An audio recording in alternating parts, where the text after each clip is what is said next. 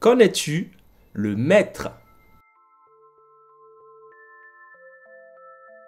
Salut et bienvenue dans Tout est Astro, là où on observe le ciel et mesure la Terre.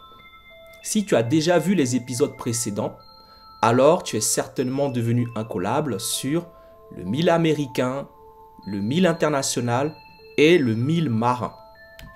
À présent, nous allons parler du géoïde, c'est-à-dire la surface normale en tout point de la Terre, à la verticale du lieu et coïncidant avec le niveau moyen des mers, abstraction faite des marées. Ainsi, le géoïde correspond conventionnellement à l'altitude 0. La National Geospatial Intelligence Agency (NGA), anciennement National Imagery and Mapping Agency (NIMA), est une agence du département de la Défense des États-Unis qui a pour fonction de collecter, analyser et diffuser le renseignement géospatial en utilisant l'imagerie satellite. Si vous vous promenez sur leur site internet, vous allez tomber sur une page permettant de calculer la hauteur en mètres ou en pieds du géoïde.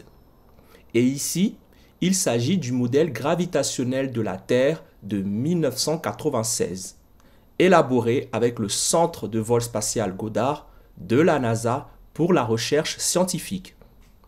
Donc vous y tapez des coordonnées et vous obtenez en mètres ou en pieds la hauteur et l'altitude à un endroit sur Terre. Et je vous ai mis le lien dans la description de la vidéo. Ensuite, on a une deuxième page internet où vous pouvez connaître exactement pour chaque position terrestre de latitude nord-sud, d'un côté, la distance est-ouest à 1 degré de parallèle latitude et d'un autre côté, la distance nord-sud sur 1 degré de méridien longitude.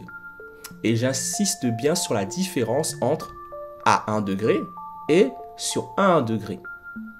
Et toutes ces distances sont données en pieds, en 1000 américains terrestres et non pas 1000 international, en 1000 marins international et en mètres.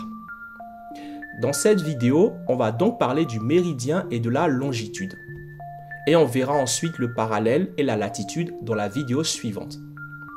Et puisque j'aime faire des petits tableaux, je vous présente celui-ci où vous pouvez voir la distance exacte parcourue en mètres lorsque vous remontez de l'équateur terrestre jusqu'au pôle Nord, par tranche d'arc de 1 degré.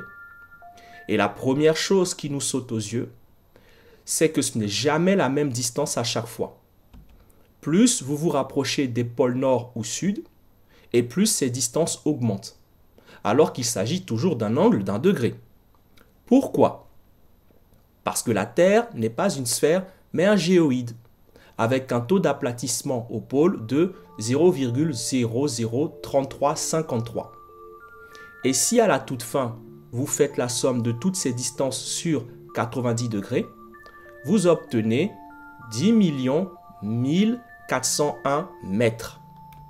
La vraie valeur est en fait un peu plus grande, c'est-à-dire 10 966 mètres sur 90 degrés sexagésimal. Car si vous avez suivi l'épisode numéro 11 sur la conversion en 100 degrés centésimal, vous verrez qu'un grade équivaut à 100 1966 mètres. Et donc que 1 centième de grade équivaut à 1000,1966 mètres. Voilà pourquoi à partir du périmètre méridional, le mètre est la conséquence directe de la 10 millionième partie du quart d'un méridien terrestre. Voilà, c'est tout pour aujourd'hui. Merci de m'avoir suivi jusqu'au bout. Abonne-toi pour soutenir ma chaîne, laisse un commentaire ou une question, mets un pouce bleu et partage la vidéo et appuie sur la cloche pour recevoir toutes les notifications. Salut et à la prochaine!